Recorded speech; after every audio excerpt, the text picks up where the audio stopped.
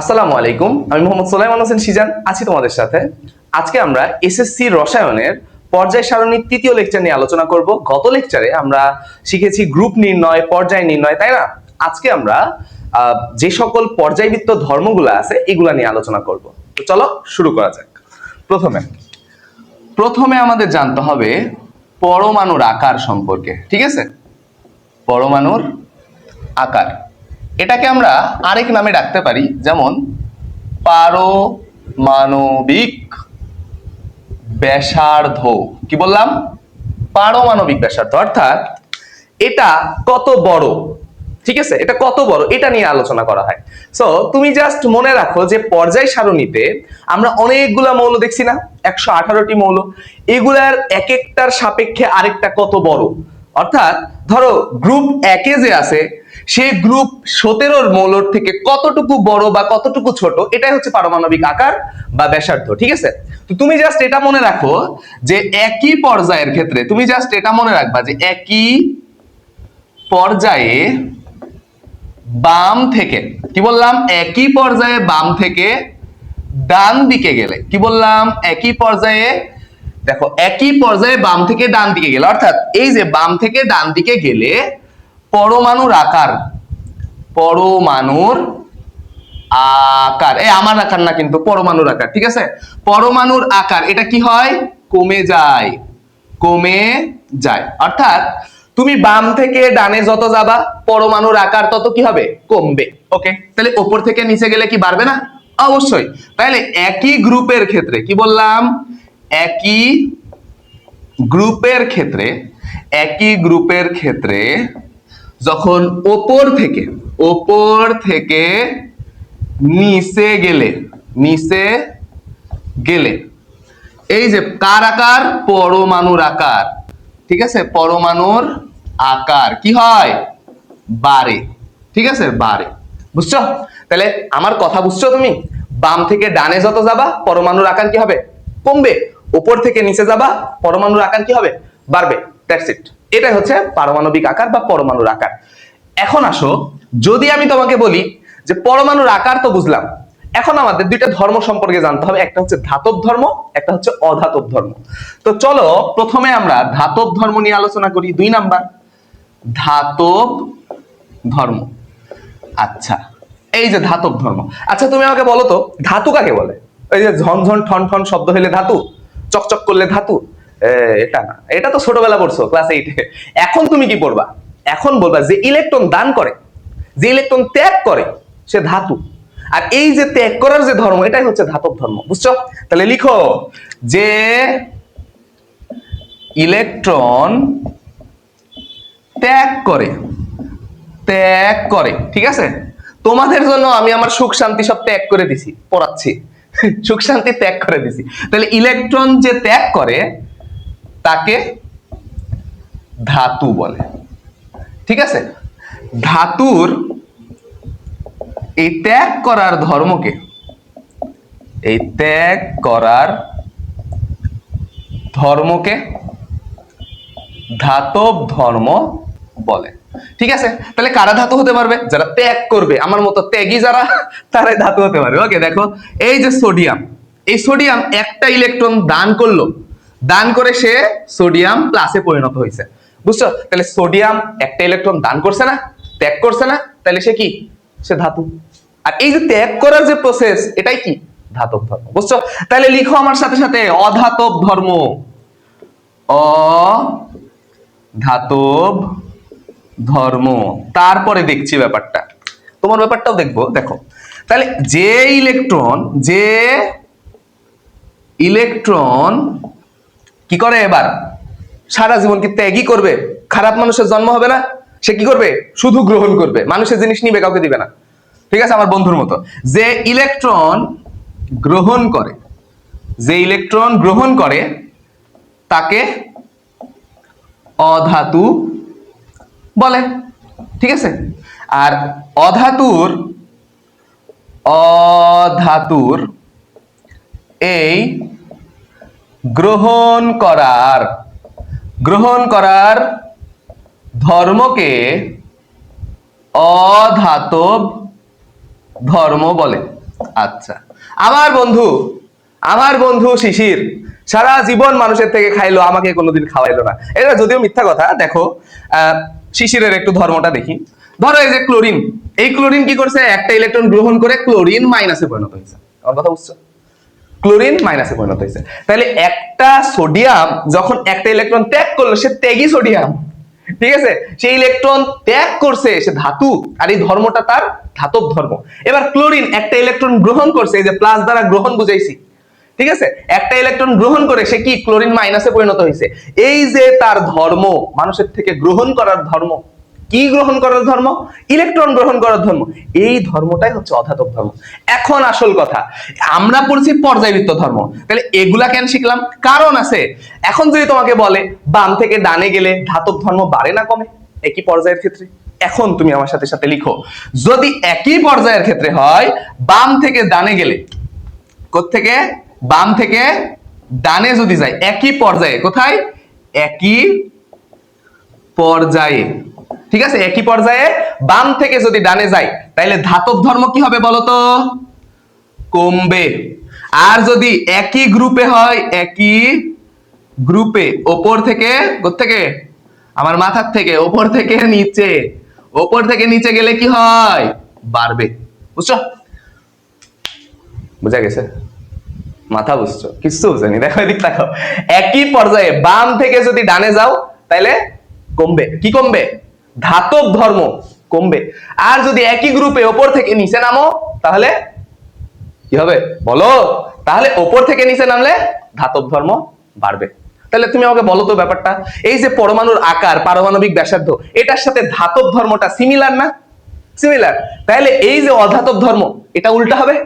লিখো তাইলে, লেখো একই পর্যায়ে, অধাতব ধর্মের ক্ষেত্রে একই পর্যায়ে বাম থেকে ডানে, বাম থেকে ডানে যদি যায়, তাহলে বলো তো এই অধাতব ধর্ম বাড়বে না কমবে? বলো। আকার যদি বাম থেকে ডানে গেলে কমে, তাহলে এটা কি হবে? বাড়বে। বুঝছো? তাহলে একই পর্যায়ে বাম থেকে যদি ডানে যায় অধাতব ধর্ম, তাহলে কি হবে? বাড়বে। তাহলে ওপর থেকে নিচে গেলে, একই গ্রুপে, একই গ্রুপে উপর থেকে নিচে যদি যাই, তাহলে কি হবে? কমবে। শেষ, দ্যাটস ইট। এই হচ্ছে মজার ব্যাপার। তাহলে আমি একবার রিক্যাপ করি, বোর্ডে যা কিছু আছে। দেখো, প্রথমে তোমার পারমাণবিক আকার বা পারমাণবিক ব্যাসার্ধ বা পরমাণুর আকার যাই বলো, একই পর্যায়ের ক্ষেত্রে বাম থেকে যদি ডানে যায়, তাহলে পারমাণবিক আকার, পারমাণবিক ব্যাসার্ধ যাই বলো, পরমাণুর আকার কি হবে? কমবে। কমতে থাকবে, একে একে কমবে। ঠিক আছে? তারপরে ওপর থেকে যদি নিচে নামে, তাহলে বাড়বে। That's it. এবার ধাতব ধর্ম এটার সাথে সিমিলার। একই পর্যায়ে বাম থেকে যদি ডানে যায়, ধাতব ধর্ম কি হবে? কমবে। ওপর থেকে নিচে গেলে বাড়বে। অধাতব ধর্ম উল্টা। একই পর্যায়ে বাম থেকে যদি ডানে যায়, তাহলে কি হবে? অধাতব ধর্ম বাড়বে, ওপর থেকে নিচে গেলে কমবে। শেষ। বুঝছো? মাথা বুঝছো? আরেকবার ক্লাসটা দেখো। ঠিক আছে, ওকে, মিশাই দিলাম। ওকে, একটা স্ক্রিনশট মেরে নাও। অত স্ক্রিনশট নিয়ে কি হবে? ওকে, এবার আমরা শিখবো, এগুলা কিন্তু মাথায় রাখো, আমি আবার এগুলা রিক্যাপ করব। ওকে, এবার আসো আমরা আয়নীকরণ শক্তি শিখবো। লিখো 1 নাম্বার, ও সরি 4 নাম্বার। কত? 4। লিখো আয়নীকরণ শক্তি। ঠিক আছে? ওকে, তাহলে আয়নীকরণ শক্তি লিখো। গ্যাসীয় অবস্থায় কি লিখবা?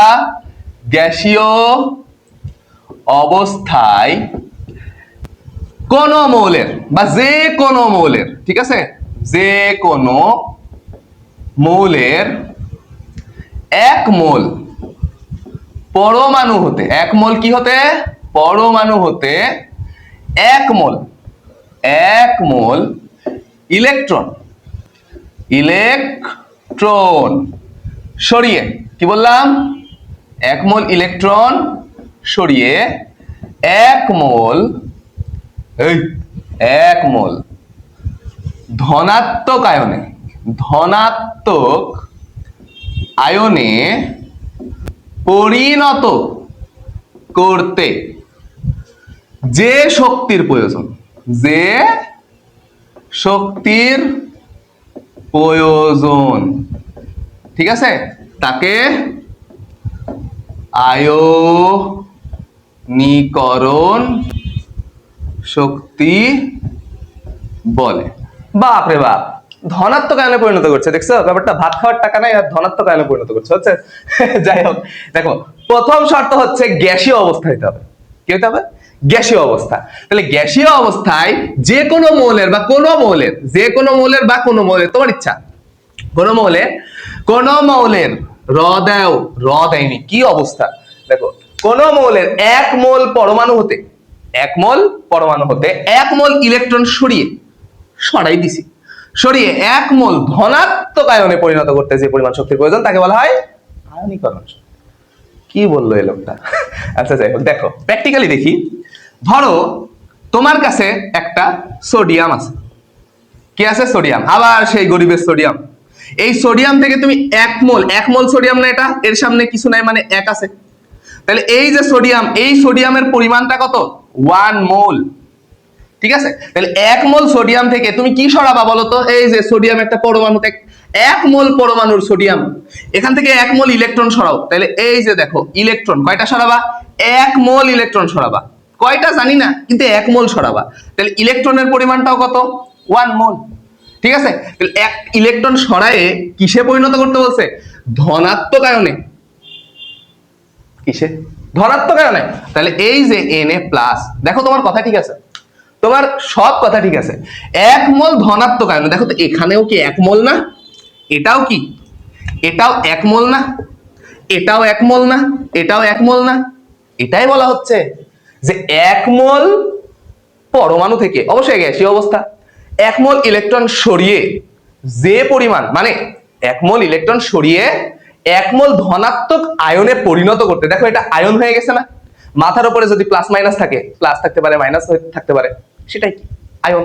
তাহলে 1 মোল, আবার বলছি 1 মোল গ্যাসীয় অবস্থা হতে হবে, 1 মোল পরমাণু হতে 1 মোল ইলেকট্রন সরাইছি, এই যে মাইনাস, এই মাইনাস দ্বারা কি বুঝাইলাম? সরাই দিছি। সরিয়ে 1 মোল ধনাত্মক আয়নে পরিণত করতে যে পরিমাণ শক্তির প্রয়োজন, এটাই আয়নীকরণ শক্তি। তার মানে আয়ন তৈরি করার শক্তি, আয়নিত করার শক্তি। বুঝছো? মাথা বুঝছো? কিচ্ছু বুঝো? দেখো তাহলে এটাও কি? 1 মোল। বুঝছো? তাহলে এটা হচ্ছে আমাদের আয়নীকরণ শক্তি। এখন আয়নীকরণ শক্তিটা কিভাবে ডেভেলপ হয় একটু দেখো। এই যে তোমার এটা হাইড্রোজেন, এই পারে আছে বেটা হিলিয়াম, তাই না? এর নিচে আছে হালিনা কে রুবি, অত দরকার নেই। ঠিক আছে? তারপরে এবারে কি আছে তোমার? Li Be B C N O F, এই তো নাকি? এটা দরকার নাই, এটা বাদ দাও।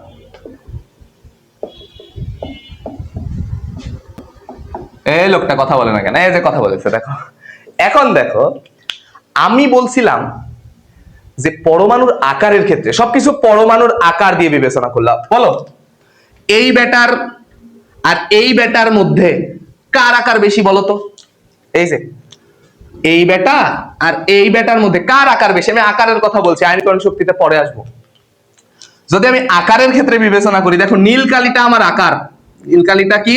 আকার। তাহলে সব থেকে বেশি হবে, মানে সব থেকে বড় হবে লিথিয়াম, তারপরে এটা, তারপরে এটা, তারপরে এটা, তারপরে এটা, তারপরে এটা, তারপরে এটা। তার মানে সব থেকে বড় লিথিয়াম।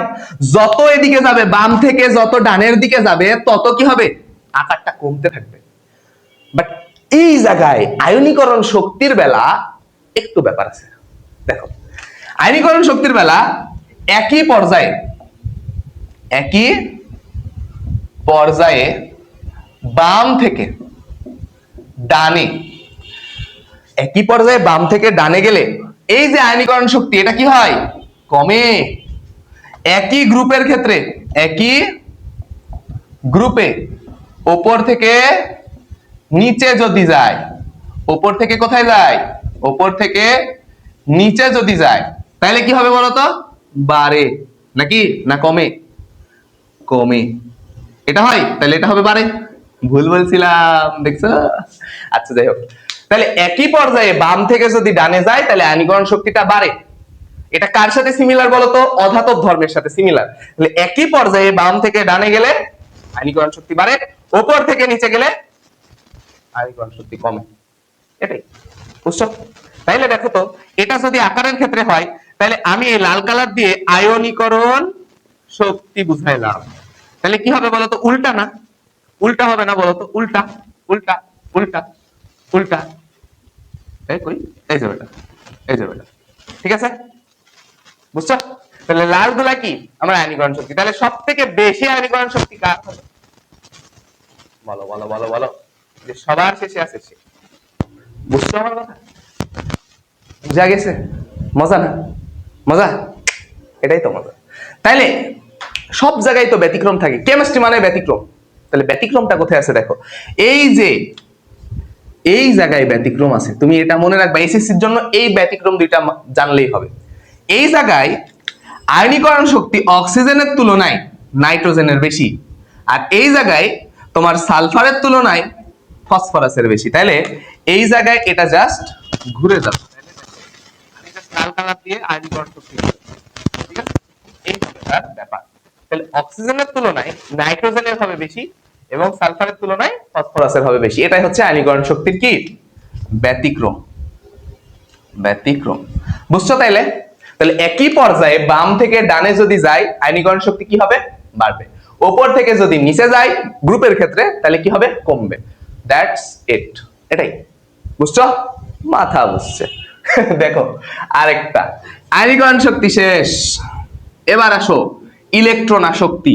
এগুলা যা আছে তাই থাকবে, আমি জাস্ট চেঞ্জ করব। দেখো কোথায় কোথায় চেঞ্জ করব। দেখো গ্যাসীয় অবস্থায় কোন মৌলের 1 মোল পরমাণু হতে 1 মোল ইলেকট্রন সরিয়ে না, সরিয়ে দিয়েছিলাম না, এবার এখানে যোগ করে, এবার এখানে কি দিব? যোগ করে, যোগ করে 1 মোল ঋণাত্মক আয়নে, এবার কি? এবার ঋণাত্মক আয়নে পরিণত করতে যে শক্তি নির্গত হয়, এবার কি হবে?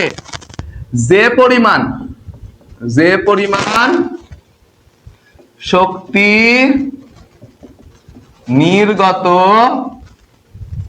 নির্গত হয় তাকে, তাকে কি বলে?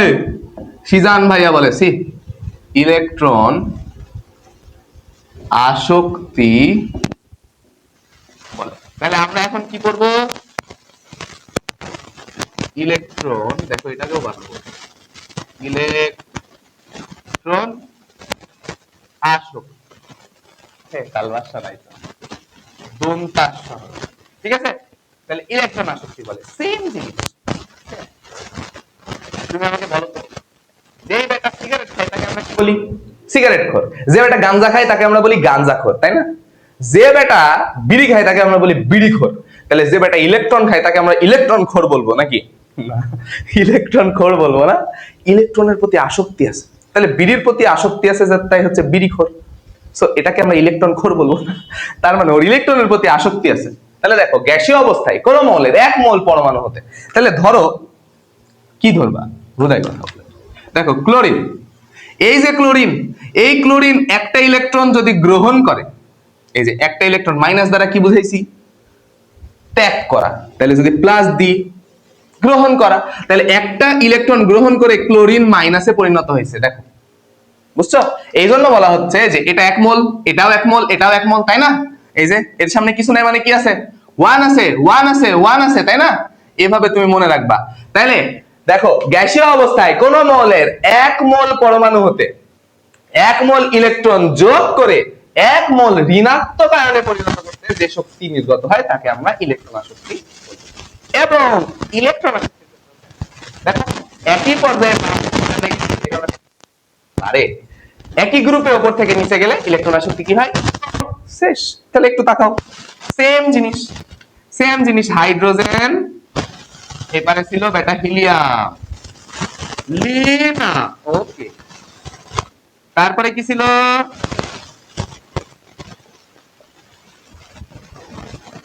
তাই না? তারপরে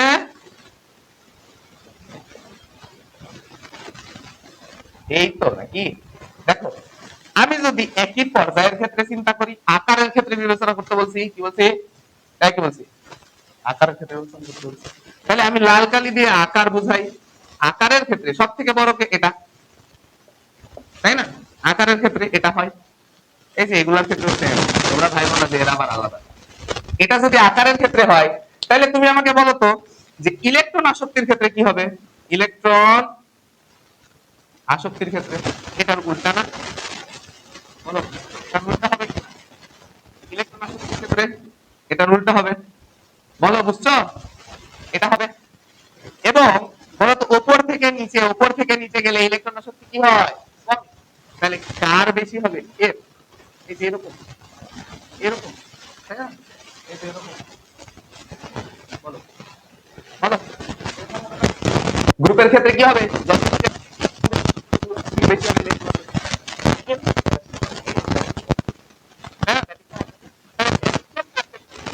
এই যে এই বেটা চুপচাপ বসে আছে দেখছো, এই যে এই জায়গায় ব্যতিক্রম। এটা কি? এটা হচ্ছে ব্যতিক্রম।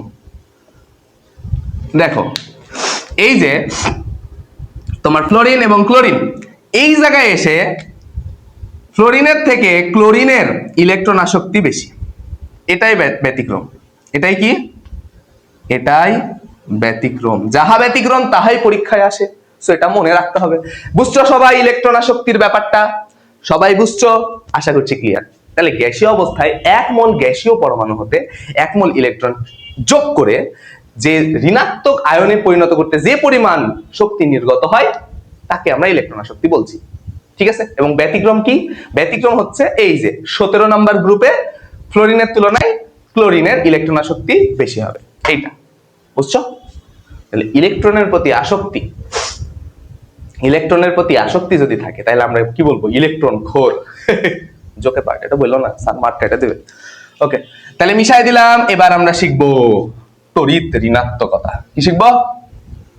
তড়িৎ ঋণাত্মকতা। চলো শিখি। তাহলে লেখো তড়িৎ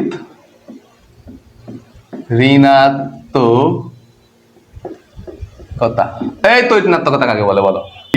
লেখো সমযোজী যৌগের মধ্যে দুটি পরমাণুর মধ্যে শেয়ারকৃত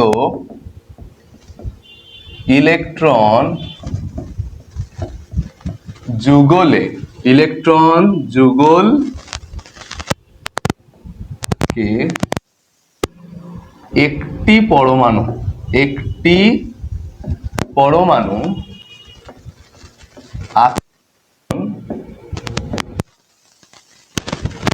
ক্ষমতাকে তড়িৎ ঋণাত্মকতা বলে। ঠিক আছে? দেখো কি লিখছি? সমযোজী যৌগের মধ্যে দুটি পরমাণুর মধ্যে শেয়ারকৃত সমযোজী যৌগে অথবা সমযোজী যৌগে, লেখো সমযোজী যৌগে গ্যাপ পড়ে গেছে। আচ্ছা, সমযোজী যৌগের দুটি পরমাণুর মধ্যে শেয়ারকৃত ইলেকট্রন যুগলকে একটি পরমাণু আকর্ষণ করার ক্ষমতাকে তড়িৎ ঋণাত্মকতা বলে। আচ্ছা, আমাকে বলো তো এই যে সমযোজী, এই সমযোজী মানে কি?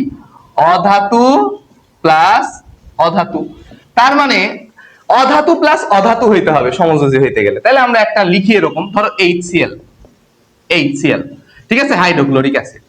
বলছে এবার যে দুটি পরমাণুর মধ্যে শেয়ারকৃত ইলেকট্রন যুগলকে একটি পরমাণু আকর্ষণ করার ক্ষমতাকে তড়িৎ ঋণাত্মকতা বলে। আচ্ছা, তাহলে আমরা এদের স্ট্রাকচারটা আঁকাই তো। এটা হচ্ছে হাইড্রোজেনের স্ট্রাকচার, এই যে এটা। আর এটা হচ্ছে ক্লোরিনের।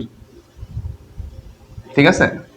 তাহলে ক্লোরিনের টাকাই চলো, এই একটা দুইটা, 1 2 4 5 6 7 8, কয়টা হলো? 10। 1 2 3 4 5 6 7। দেখো এটা হচ্ছে হাইড্রোজেনের, এটা হচ্ছে ক্লোরিনের। ঠিক আছে? তাহলে এই যে হাইড্রোজেন, এই বেটা এই একটা ইলেকট্রন এখানে দিবে। ঠিক আছে? এ কি করবে? এখানে ইলেকট্রন দিবে। পার্মানেন্ট দিয়ে দিবে? দিবে না, এটা শেয়ানা আছে, প্রচুর চালাক। এই একটা ইলেকট্রন শেয়ার করবে ওর সাথে। তাহলে যদি শেয়ার করে তাহলে এটার স্ট্রাকচারটা কেমন হবে বলো তো? এটার স্ট্রাকচারটা হবে এইরকম। আচ্ছা, এটাকে আমরা একটু উপরে লিখি, HCl। এটা নিয়ে তো কাজ করব, তাই না? এটার স্ট্রাকচারটা হবে এমন, দেখো এটার স্ট্রাকচার হবে 1 2 1 2 এক দুই এক দুই এক দুই এক দুই এক দুই এক দুই এক দুই। এই যে এই ইলেকট্রনটা ধরো শেয়ার করেছে কার সাথে? হাইড্রোজেনের সাথে। ঠিক আছে, তাহলে এটা হচ্ছে আমার ক্লোরিন আর এটা হচ্ছে হাইড্রোজেন, বুঝছো? দেখো এই ইলেকট্রন ওকে দেওয়া মানে কি, ধরো তোমার কাছে একটা গামছা আছে, ঠিক আছে, তোমার দাদার গামছা চুরি করে আনেছো, এখন তোমার বন্ধুকে বলছো বেটা তুই ধর, এক পাশে তুই ধর এক পাশে আমি ধরি, দিয়ে দুইজন মিলে মাছ ধরবো নদীতে যায়, এইভাবে মাছ ধরবো। তাহলে ও এক পাশে ও এক পাশে, তুমি এক পাশে ধরে আসো, দুইজন কি গামছাটা শেয়ার করেছো না? তোমার দাদার গামছা শেয়ার করেছো, তোমার দাদা জানলে কিন্তু খবর আছে, দুইজন শেয়ার করেছো, তাহলে তোমারও কিছু ওরও কিছু। এখন যার শক্তি বেশি, যার শক্তি বেশি সে গামছা ধরে জোরে টান দিতে পারবে না? আশা করছি আমার কথা গভীরতাটা ধরতে পারছো। যার শক্তি বেশি সেই ওই গামছাটা ধরে টান দিতে পারবে। ধরো তোমার বন্ধু থেকে তোমার শক্তি বেশি, অবশ্যই তোমার বন্ধু থেকে তোমার শক্তি বেশি, তাই না? তাহলে তুমি যদি টান দাও তাহলে তুমি তোমার শক্তির কারণে তোমার কাছে গামছাটা চলে আসলো, তোমার বন্ধুর হাত থেকে ছিটকে চলে আসলো তোমার কাছে। এখন এখানেও সেম অবস্থা ঘটে, সেম জিনিস এখানেও ঘটবে। দেখো যে ইলেকট্রন শেয়ার করেছে, দিয়ে তো দেয়নি, শেয়ার করেছে, তাহলে ইলেকট্রন যেহেতু শেয়ার করেছে দিয়ে দেয়নি, এখন ওই যে ইলেকট্রনকে আকর্ষণ করার যে ক্ষমতা, মানে ছিনায় নেওয়ার যে ক্ষমতা, ও চাইলেই নিয়ে নিতে পারে তোমার দিকে, ওই যে আকর্ষণ করবে, তুমি যাওনি ওর কাছে, ও এসেছে তোমার কাছে, বুঝছো? তুমি ওর কাছে যাওনি, ও তোমার কাছে এসেছে, বুঝছো? তুমি ওর কাছে যাওনি, তোমার দাদার গামছা তুমি চুরি করে এনেছো, তোমার দাদার গামছা তুমি চুরি করে এনেছো, তোমার বন্ধু তোমার কাছে এসে গামছাটা নিতে চাচ্ছে, কারণ তোমার শক্তি বেশি। সেম জিনিস এখানেও, এই যে দুইটা, এই যে হাইড্রোজেন এবং ক্লোরিন, এই দুইটার মধ্যে যদি আমি তড়িৎ ঋণাত্মকতার মান দেখি, তাহলে এটা হচ্ছে 3.5 আর এটা হচ্ছে 2.1। আমার কথা বুঝছো? তাহলে বলো তো কার বেশি? ক্লোরিনের বেশি। এই জন্য ওই হাইড্রোজেনের ওই যে ইলেকট্রনটা ও নিজের দিকে আকর্ষণ করার ক্ষমতাটা ওর বেশি, বুঝতে পারছো? এই হচ্ছে তড়িৎ ঋণাত্মকতার অবস্থা। বুঝছো আমার কথা? বোঝা গেছে আমার কথা? তাহলে এই হচ্ছে আমাদের তড়িৎ ঋণাত্মকতা, বুঝতে পেরেছো? তাহলে যার তড়িৎ ঋণাত্মকতার মান বেশি হবে সে কি করবে বলো তো? সে কি করবে? ওই ইলেকট্রনটা ছিনায় নেওয়ার ক্ষমতা তার বেশি থাকবে। তাহলে আমরা এখন পর্যায়বৃত্ত ধর্ম পড়ছি, তাহলে তুমি আমার সাথে সাথে লিখো যে একই পর্যায়ে বাম থেকে ডানে গেলে কি হবে? তড়িৎ ঋণাত্মকতার মান কি হবে? বাড়বে। আর একই গ্রুপে ওপর থেকে নিচে যদি যায় তাহলে কি হয়? কমবে। তাহলে তুমি একটা জিনিস লক্ষ্য করতে পারছো যে পরমাণুর আকার এবং ধাতব ধর্ম এই দুইটা সিমিলার। অধাতব ধর্ম, আয়নীকরণ শক্তি, তড়িৎ ঋণাত্মকতা, ইলেকট্রন আসক্তি, এই চারটা আবার সিমিলার। তাহলে চলো আমরা এগুলাকে একটা স্ট্রাকচারের মাধ্যমে গঠন করি। তাই আশা করছি এটা বুঝতে পারছো, এই জিনিসটা বুঝছো? তাহলে একটা ছবি তুলে নাও তো আমার। ওকে ঠিক আছে, তাহলে চলো আমরা সবগুলো এবারে একসাথে লিখি, একসাথে সবগুলা লিখবো। চলো তাহলে লিখো, এটা হচ্ছে একই পর্যায়ে, লিখবা একই পর্যায়ে বাম থেকে ডানে গেলে, ঠিক আছে? আর এখানে লিখবা একই গ্রুপে ওপর থেকে নিচে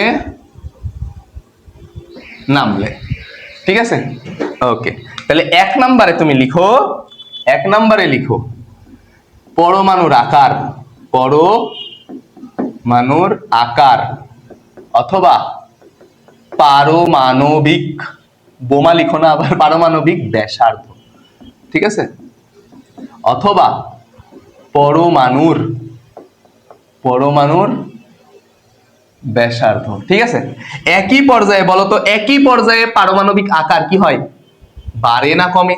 বাম থেকে ডানে গেলে, বলো, বাম থেকে ডানে গেলে কমে, ঠিক আছে? এবার এটা বলো তো, একই গ্রুপে উপর থেকে নিচে গেলে বাড়ে, ঠিক আছে? 2 নাম্বার ধাতব ধর্ম, এটাও কি হয় বলো তো? বাম থেকে ডানে গেলে কমে, উপর থেকে নিচে গেলে বাড়ে। এবার বলো 3 নাম্বার বলো আয়নীকরণ শক্তি,